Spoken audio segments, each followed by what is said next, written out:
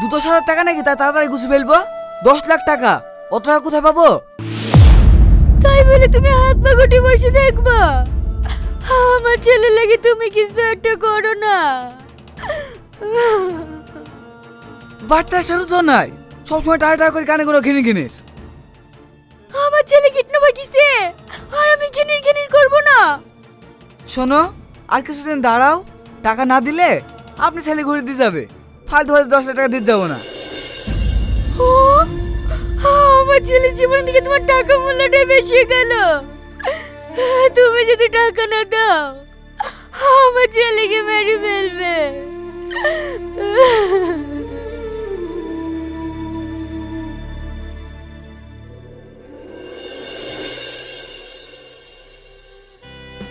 বাবু, আর খেলতে হবে না, খেয়ে নাও।